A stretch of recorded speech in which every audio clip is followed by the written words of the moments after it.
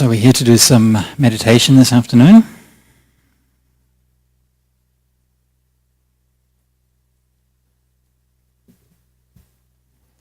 What kind of meditation would you like to do? We could do some metta. Is that good? Or we could do some breath meditation. Or some mindfulness meditation. Any choices, preferences? Or you're all such good meditators, you've let go of any preferences.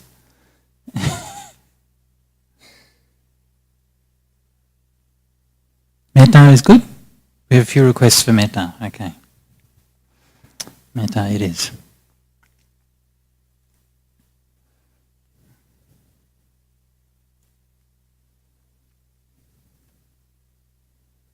So I think the normal schedule is to just give some instruction for about half an hour and then do guided meditation for about 45 minutes. Is that right? Talk for 15, then sit for an hour.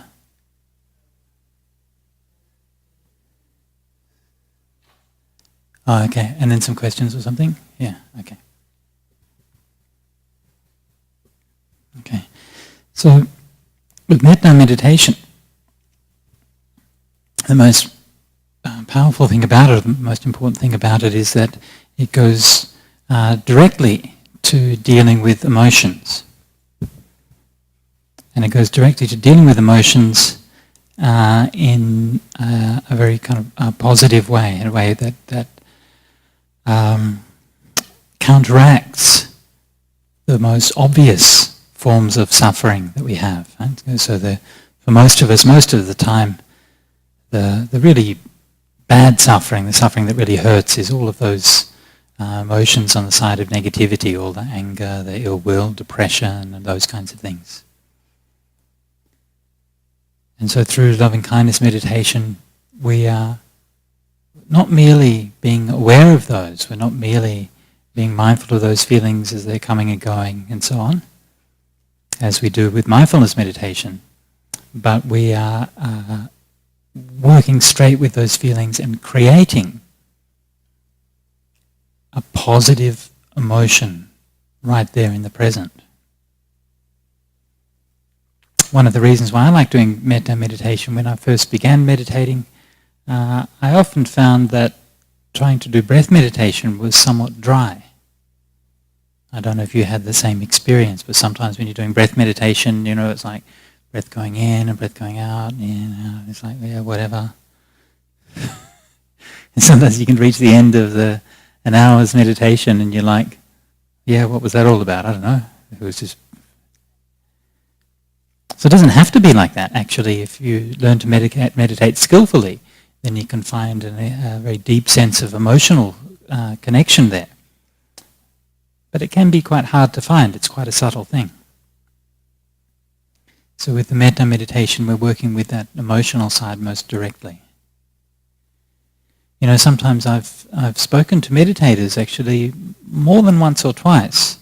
Quite a few times I've spoken to people who've meditated for many years. I've done sort of mindfulness-based meditations. And they're so used to seeing their emotions come and go. And after 10 years or 20 years of just watching and letting them all go, they turn around and then they realize that they actually have become kind of barren, that they feel like all of the joy has leached out of their life. And so this is why you see that the Buddha emphasized so much on the development of joy and happiness in meditation. This whole idea when we say, develop positive emotions and so on, and it sounds a bit like kind of psychobabble, doesn't it? But actually it's how the Buddha talked about meditation constantly. And finding peace of mind in meditation is not about how many hours a day that you sit. If you look in the suttas and try to see where did the Buddha say you have to sit for 8 hours a day or 10 hours a day, or no, there's not a single sutta that says anything like that. It's not about the posture that you sit in. Right? It's not about, following this particular method or that particular method. It's not about following the right guru. None of these things actually have anything to do with early Buddhist meditation and what the Buddha actually taught.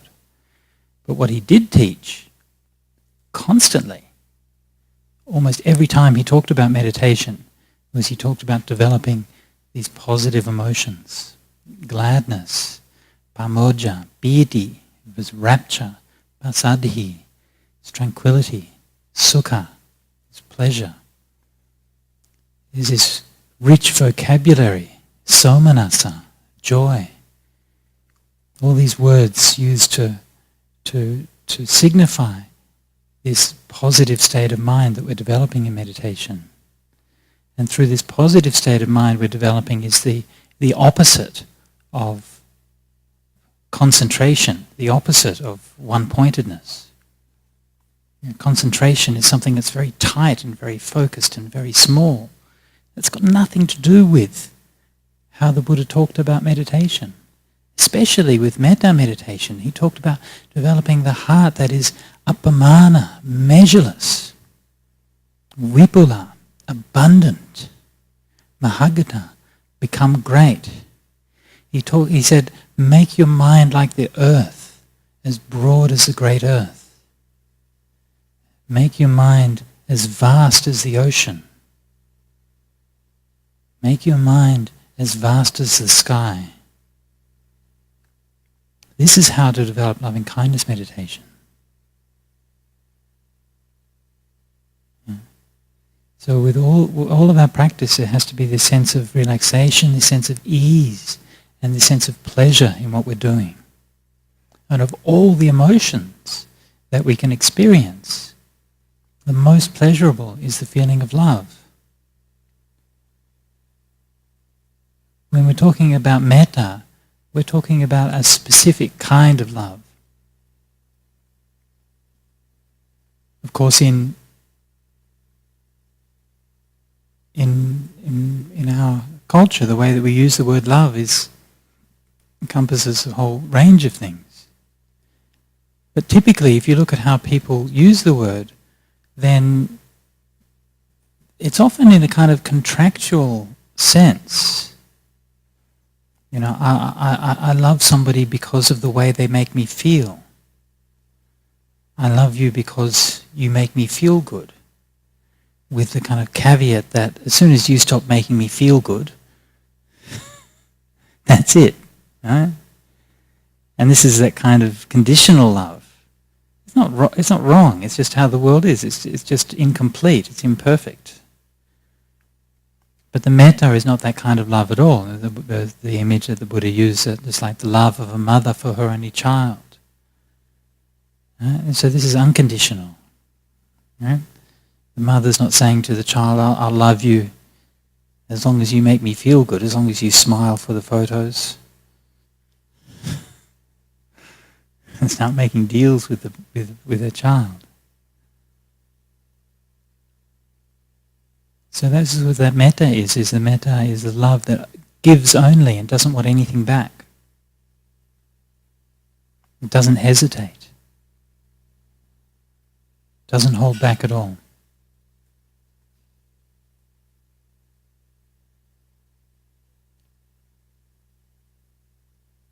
The trick to doing metta meditation is to realize that you have it already.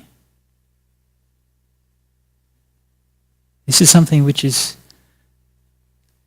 sometimes very hard to see. We delude ourselves into thinking that we're lacking or missing love. But remember that when we talk about meditation in Buddhism, the word we use for meditation is, literally the word for meditation is bhavana. Pali word bhavana. Bhavana is a causative form from the root bhu, to be. And literally it means to make something more. Right? So when we talk about metta bhavana, colloquially it means metta meditation. But really what it means, literally what it means, is to make metta more.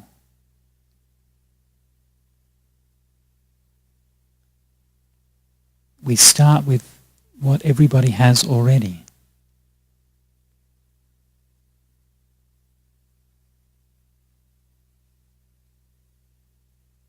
And like all the aspects of Buddhist psychology, it is universal. The Buddha wasn't interested in talking about things that some people have and some people don't have. He was interested in looking at what are the fundamental qualities of the human mind. And love is one of those qualities. You all have it. You might not know it. You might not realize it. You might go through your whole life pretending that you don't, making excuses. But that's just delusion. Right? You have love in you. If you don't think that you have love in you, then ask yourself the question, do I have hate in me? Right? Hate and love are just opposites. Right? It's just two sides of the same coin. So if you have hate, if you get angered by things, then you have love and you have the capacity to love more. And that's what we're going to do in metta meditation. So, to begin with in the metta meditation, we start. This particular method that I'm teaching is based on the teachings of a monk called Ajahn Sujato, who was my meditation teacher for many years. And I can only give a few details of that technique here.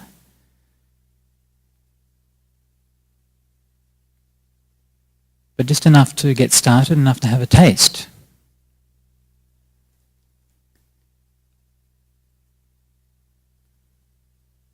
We begin by practicing metta for ourselves.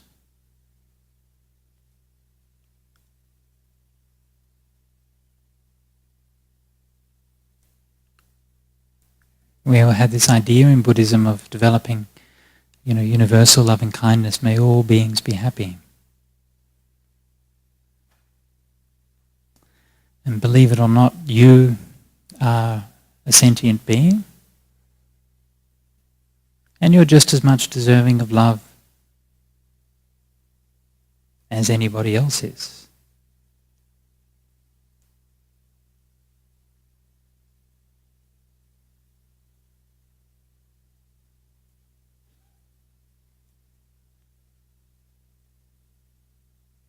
So let's see if we can use this meditation to turn around our doubts, our nagging, critical mind. Just ignore those things, put them to one side, don't worry about them. They're not important.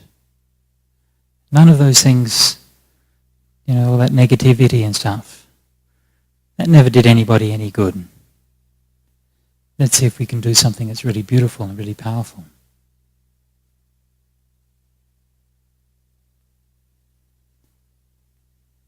Of course, we don't end the metta meditation by doing love for ourselves. That's only the start. But it's a very important starting point. So we don't be in a rush. But anyway, for this afternoon's practice, we'll do some metta for oneself and also for a loved person.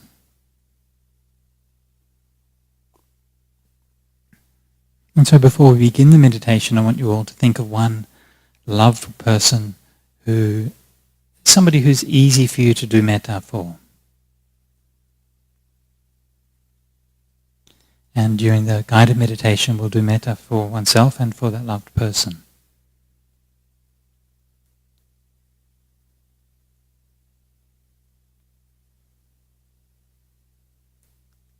The most important part about this practice is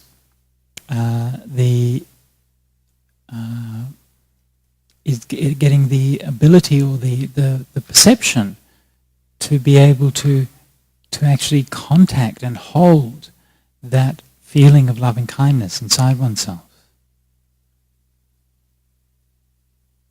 for this afternoon's practice. We're just giving it a shot. We're just having a go. So don't have any expectations. Some people will find that's very easy. They just begin the meditation and there it is. Other people will meditate for a long time and they just don't get it. They just can't see it. So if you can't see anything or you can't feel any of the feeling of metta, don't worry about it. Okay, we're just starting out this afternoon, just playing around. But if you're interested in the meditation, then give it a go, try it out and see. Sooner or later, you'll notice what that feels like. It'll just be there, and you realize, oh, actually, it's been in me all along. I just haven't noticed it. It's like you tune in, and something which you felt is like a part of you that you've been alienated from and cut off from. And suddenly it's there. And when you bring your awareness with the feeling, it's like you're just becoming whole again.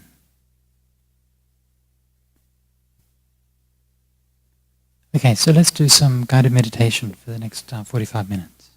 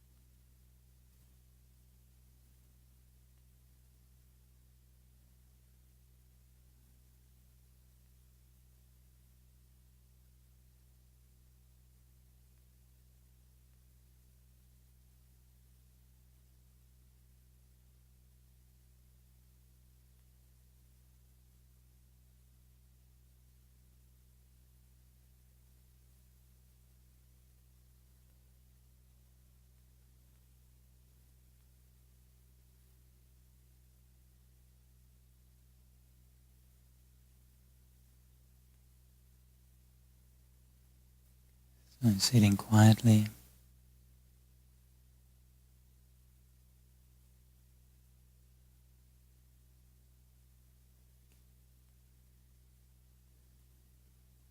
Letting awareness settle back into the feeling of the body sitting here.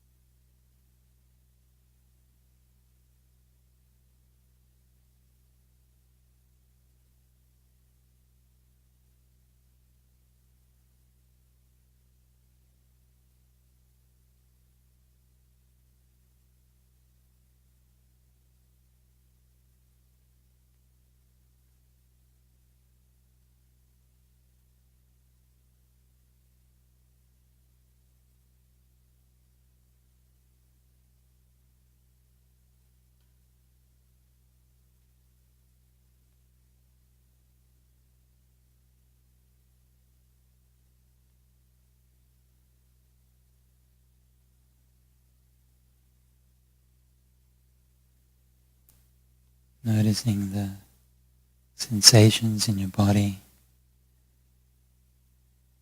energies moving through different parts of the body,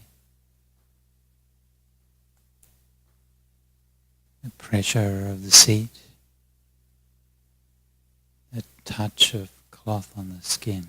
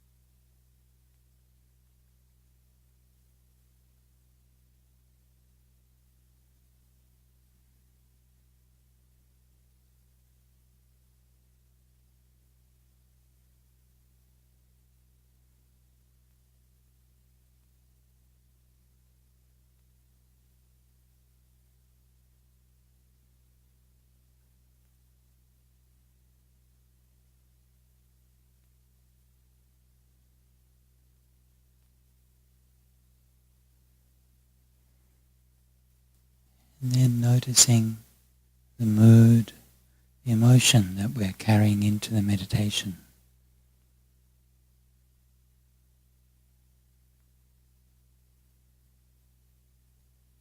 Whether it's joy or sadness, excitement or boredom, fear or hope, whatever it is, and just notice it, be aware of it, hold it in the mind.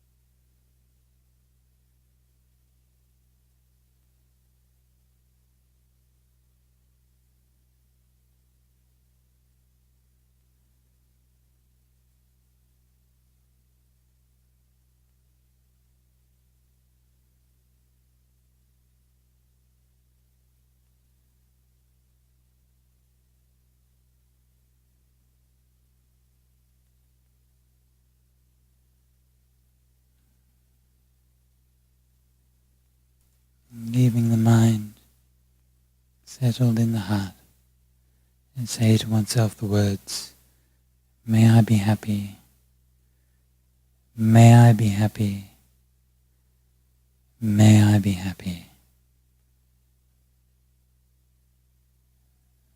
Repeating those words again and again and again, evenly, steadily, articulating them clearly to oneself.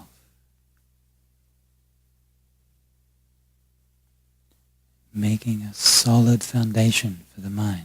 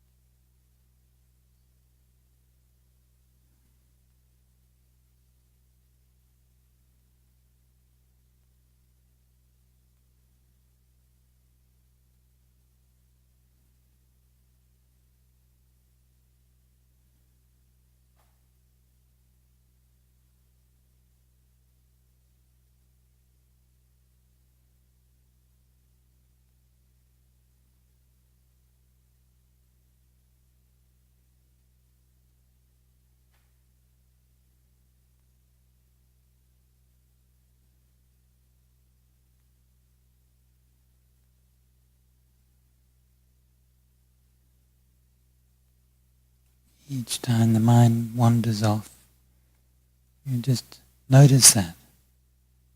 Oh, okay.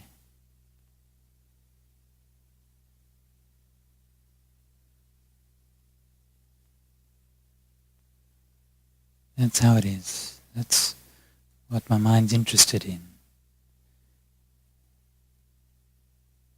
That's where the suffering is. Oh, okay. Just notice it. Bring compassion and care to that noticing. Don't try to dismiss the thoughts or shove them away. Oh, okay.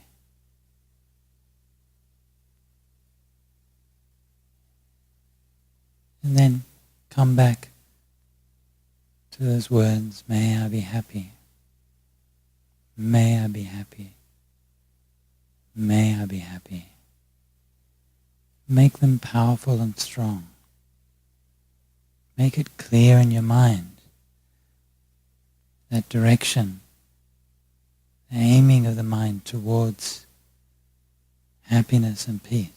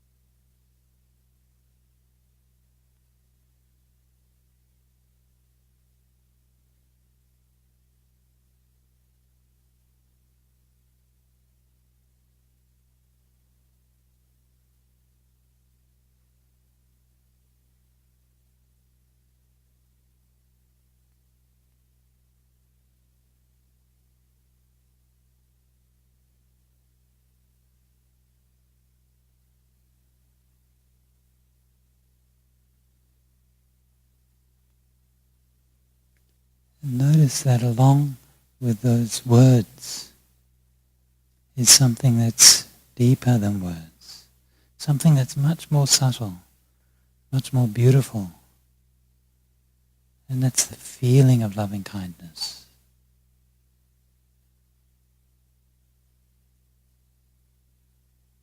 You'll experience it as a gentle, warm glow deep in the heart.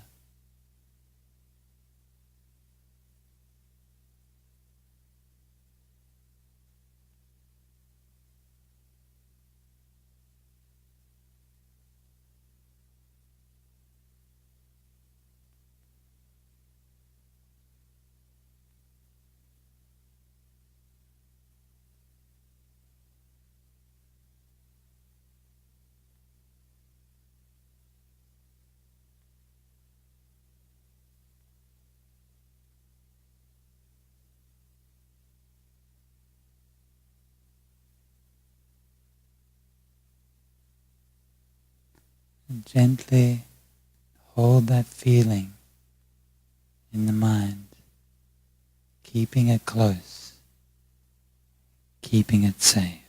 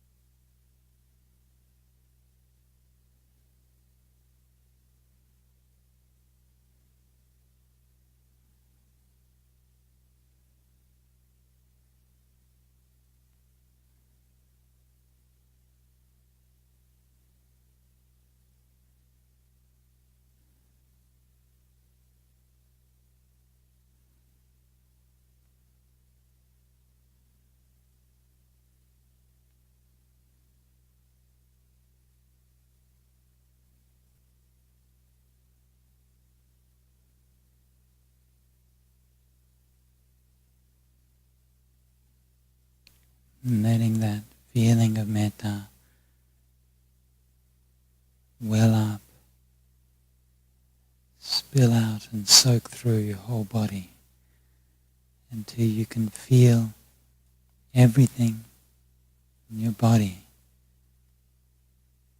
from the soles of the feet to the top of your head, from the hairs on the skin through to the marrow of the bones, soaked and filled with that beautiful, warm, loving kindness.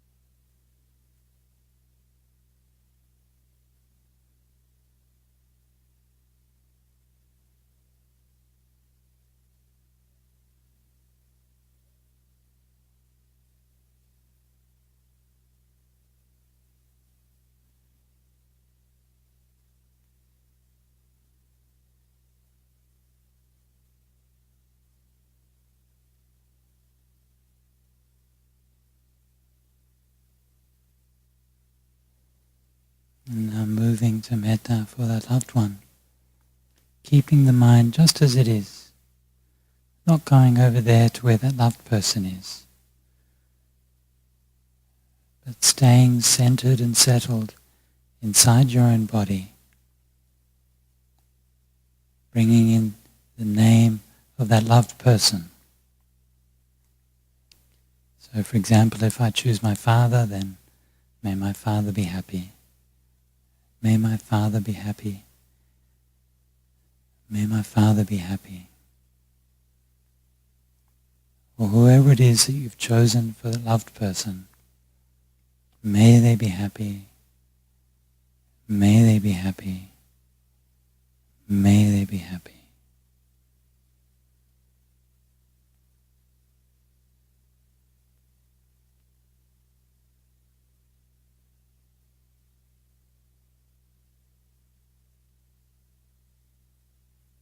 Maintaining the feeling of loving kindness easily, evenly and steadily through your whole body.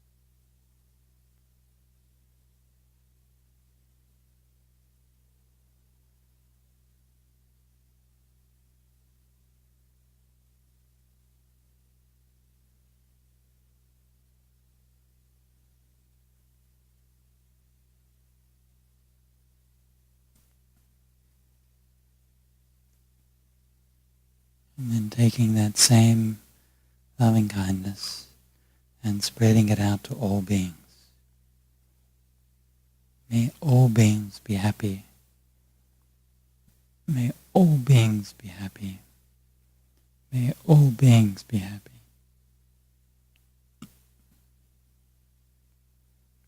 Without hindrance, without limit. All beings across the whole world. May they be happy. May they be happy. May they be happy.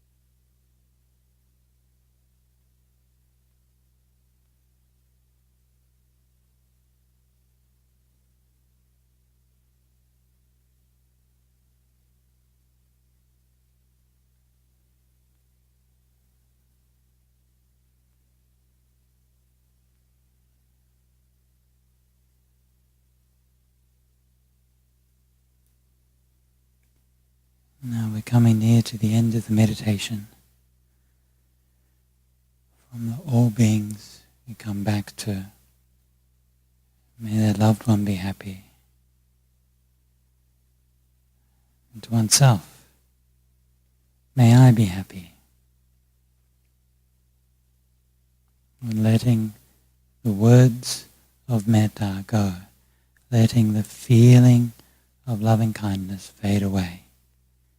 We allow the mind to come back to a neutral space, empty, open and clear.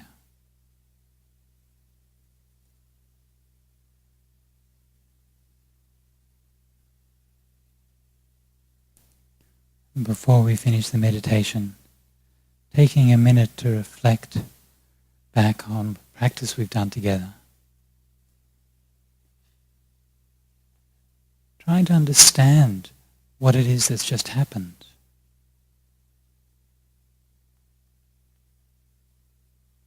What was that meditation like? What was the feeling of metta like? Did I feel anything at all? What was obstructive? What was helpful? What kinds of things was my mind obsessed with?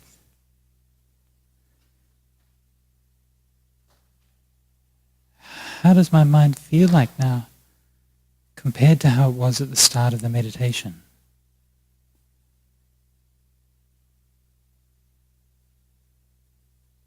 So each time you meditate, it's a good idea to reflect like this for a minute or two at the end. Don't do that kind of reflection during the meditation, you'll spoil it. Wait to the end. Ask yourself those questions. Don't worry about whether the answers are there or not. The answers will come when you're ready.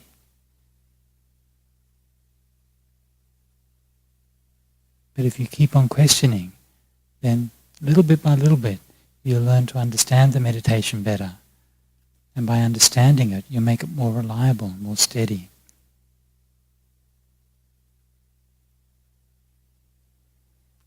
And finally, we can dedicate the merit of our practice.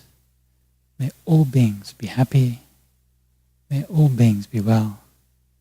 May all beings realize awakening. Sadhu, sadhu.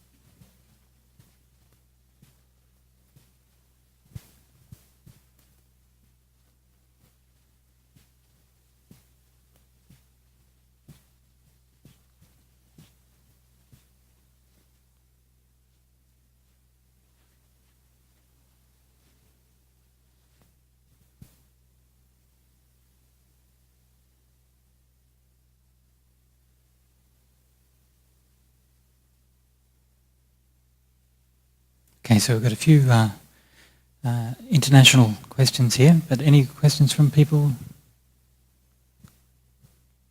here before we start?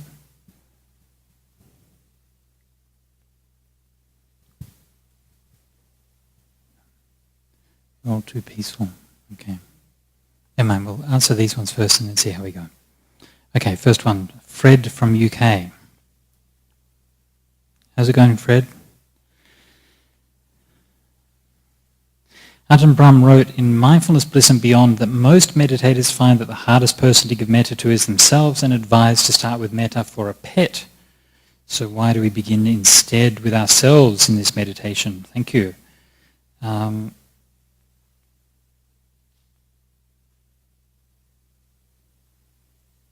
Well, Ajahn Brahm's just wrong. What can I say?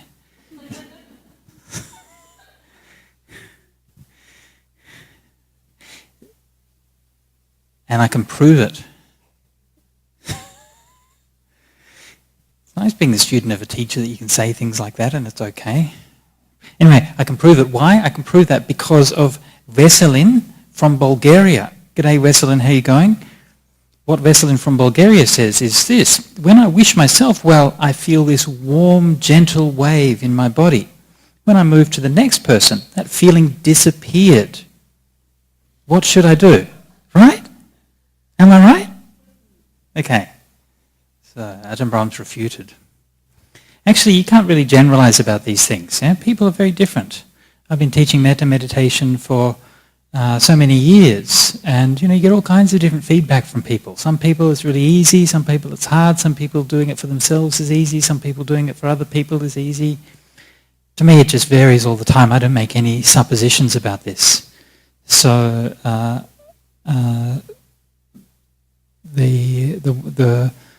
in the suttas, the way it describes it, in the basic chant on metta, it says sabbattataya, to each as to oneself. In the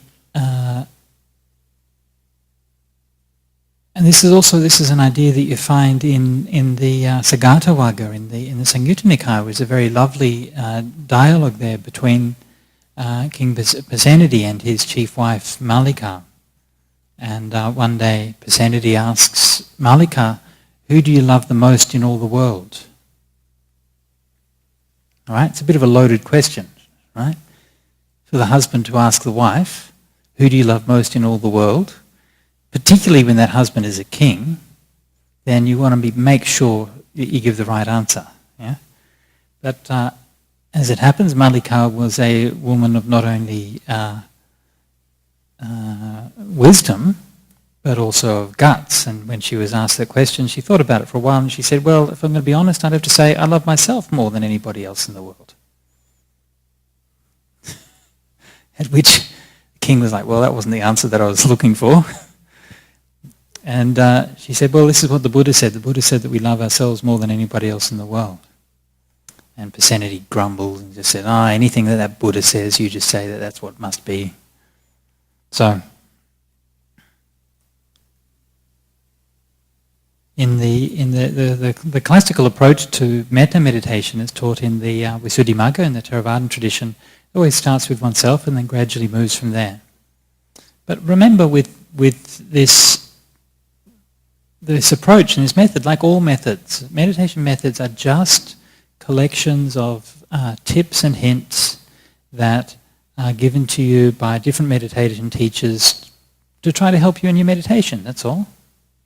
There's no right and there's no wrong. When I was teaching a retreat recently in Germany, and I started this out, I said, "Please don't anybody ask me, can I do this or can I do that? And please no one ask me, this teacher says do it that way and the other teacher says to do it the other way. I haven't practiced all those methods. I can't tell you. Why should I be the expert in all these different meditation methods? I just know how I've practiced, how I've been taught. Works for me. So I'll share that with you, and if it works for you, that's good. If it's not, try something else." Yeah. So that's all that we're doing in meditation. We're just sharing these hints and trying to support you. You know, how many people in this room? 40 or so people in this room, and honestly, there's 40 different meditation methods happening. I'm only saying one set of words here, but there's 40 different sets of words going in all of these ears. And sometimes I'm very surprised when people come back to me and say, "Oh, you said such and such and such and such." I'm like, "Really?" "Oh, okay. Well, I must have done." So don't get too hung up on the details of the technique. If you find a particular approach works for you, then that's fine. If it doesn't work, then you try a different way. So when we're doing this metta practice, as I mentioned earlier, people have very different responses. So some people, they'll just do it and it just works. That's fine. Keep it simple. Other people, that won't happen at all, and so then maybe try doing different kinds of things and see what works. Yeah? But we can't generalize. So. Alrighty. So Nelu from Romania. Hello Nelu, how are you going?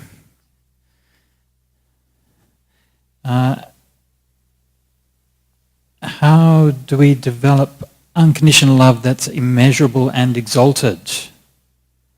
Well, this is the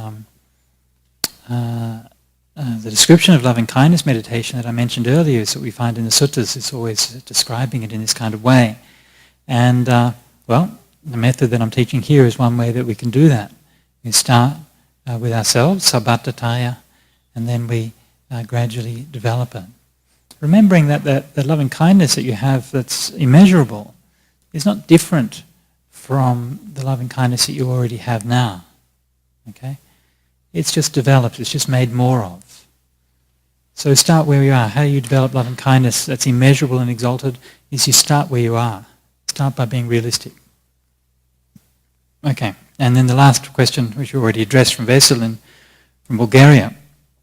I wish myself well, I feel this warm, gentle wave in my body. So that's terrific. That's what that feeling of loving kindness is. That's a lovely description of it.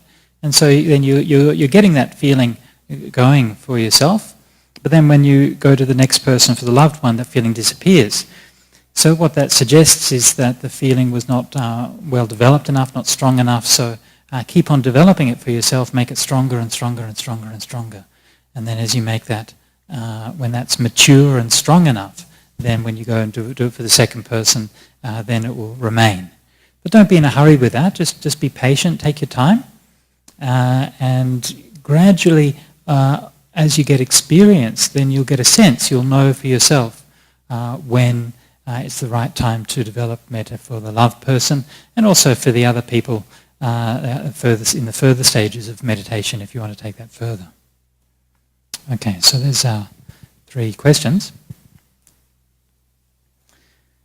And it's nearly 1:15 now, so unless there's any urgent questions from the floor, we might wrap up there by paying respects to the Triple Gem.